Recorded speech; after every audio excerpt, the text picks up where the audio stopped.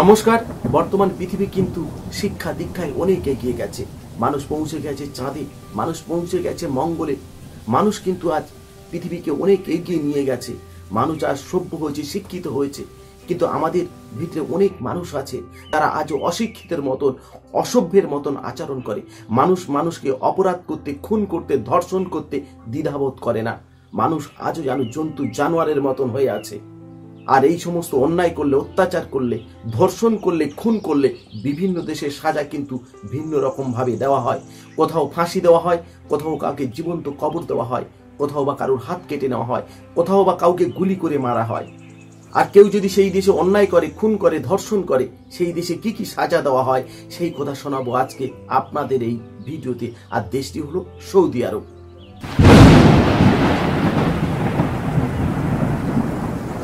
বেত্রাঘাত। Saudi আরবের legal system Islamic আইনের ব্যাখ্যার উপর ভিত্তি করে প্রতিষ্ঠিত।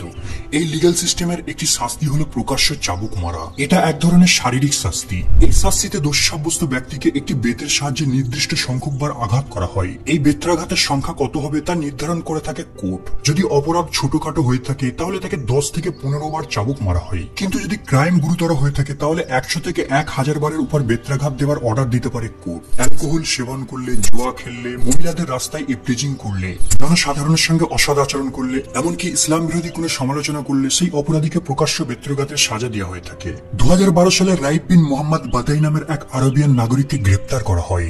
বাদাই একজন ব্লগার। সে একটি ওয়েবসাইট চালাতো যার নাম ফ্রি সৌদি লিবারাল। আর সে এই ওয়েবসাইটে ইসলাম ধর্মকে ব্যঙ্গ করে একটি আর্টিকেল পাবলিশ করে। আর এই অপরাধের কারণে 2013 সালে কোর্ট তাকে দোষী সাব্যস্ত করে পাবলিকালি 600 বেত্রাঘাতের সাজা দেয়। 2014 সালে তার সাজাকে বাড়িয়ে 1000 বেত্রাঘাত, 10 বছরের জেল আর 1 মিলিয়ন সৌদি রিয়াল ফাইন করা হয়। তবে একই দিনে 1000 বার প্রহার করার পরিবর্তে কোর্ট বাদাইকে 20 সপ্তাহের মধ্যে 50 বার বেত্রাঘাত দেওয়ার আদেশ দেয়।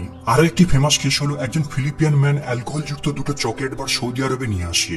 এই অপরাধের কারণে তাকে 75 বার বেত্রাঘাতের সাজা দেওয়া হয়। তবে বেত্রাঘাতের এই সাজাটি সৌদি আরব ছাড়া ইন্দোনেশিয়া, ইরান, সিঙ্গাপুর এবং মালদ্বীপের মতো অনেক মুসলিম দেশে দেখা যায়। এই শাস্তিটি সাধারণত একজন বিচারকের উপস্থিতিতে জনসমক্ষে দেওয়া হয় আর একটি পাতলা লাঠি দিয়ে আঘাত করা হয়। তবে এমন ভাবে আঘাত করা হবে যাতে অপরাধীর শরীরে কোনো ক্ষত চিহ্ন না আসে। মূলত অপরাধীকে আহত করার পরিবর্তে তাকে সমাজের সামনে লজ্জিত করা আর অন্যদের জন্য সতর্ক করাই এই সাজার মূল উদ্দেশ্য।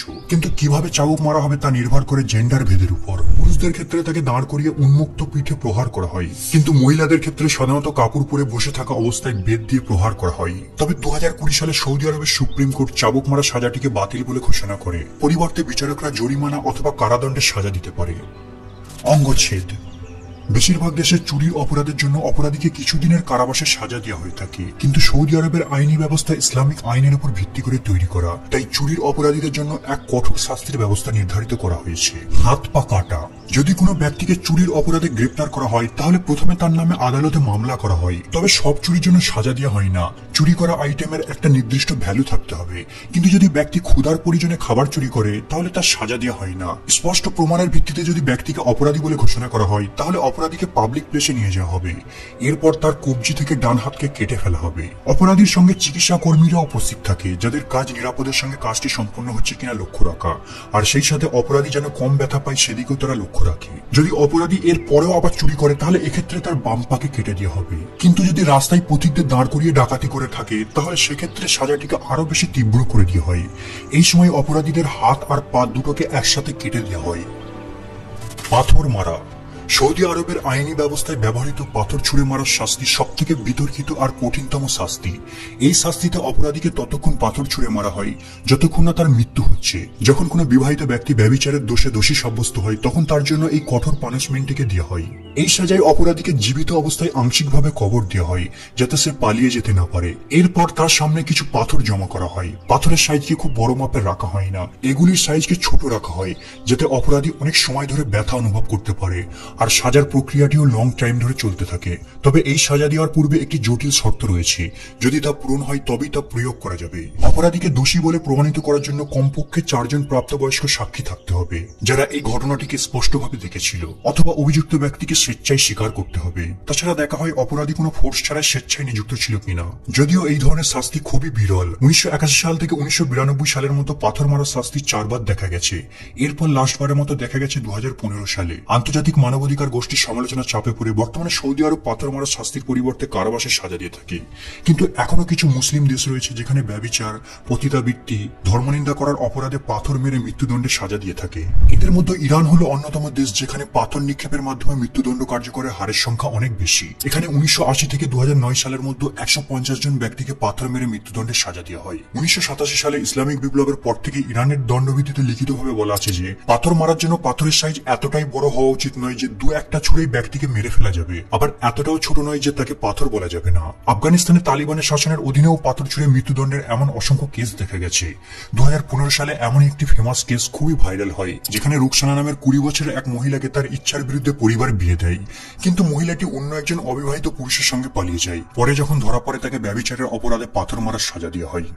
শিরচ্ছেদ 2023 সাল সৌদি আরবের ইতিহাসের সব থেকে রক্তক্ষয়ী বছর। ওই বছরে সৌদি আরবে টোটাল 172 জনের মৃত্যুদণ্ডে সাজা দেওয়া হয়। 172 জন আসামির মধ্যে বেশিরভাগ আসামিকে শিরচ্ছেদের মাধ্যমে মৃত্যুদণ্ড কার্যকর করা হয়, বাকিদের ফায়ারিং স্কোয়াড দিয়ে। ক্যাপিটাল পানিশমেন্টের এই পদ্ধতিতে আসামিকে পাবলিক প্লেসে নিয়ে যাওয়া হয়, এরপর তার চোখে কাপড় বেঁধে দেওয়া হয়।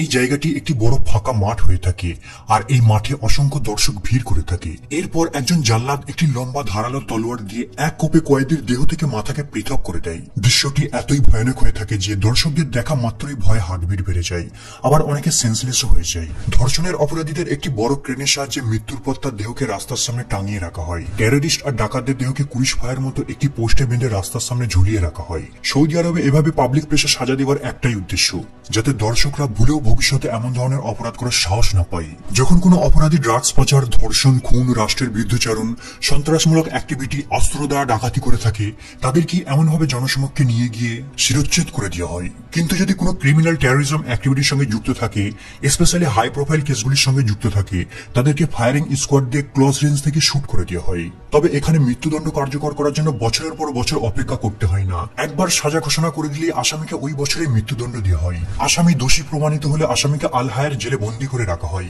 কিন্তু এখানে তাদেরকে পৃথক রাখা হয় না, বাকি কয়েদিদের সঙ্গেই রাখা হয়। আর এখানে জেলের কন্ডিশন খুবই অমানবিক। অপরাধীকে শারীরিক আর মানসিক যন্ত্রণা দিতে ওই জেলে নানানভাবে নির্যাতন করা হয়, এমনকি তাদের পরিবারের সঙ্গেও দেখা করতে দেওয়া হয় না।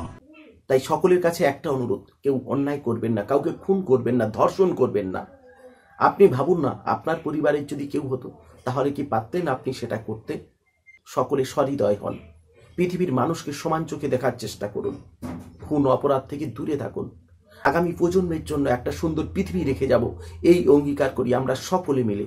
তো আজকের ভিডিও এই পর্যন্ত, দেখা হচ্ছে নতুন কোনো পর্বে, নতুন কোনো এপিসোডে। তত সময় সকলে ভালো থাকবেন, ভালো কিছু ভাববেন। সকলকে নমস্কার ও ধন্যবাদ।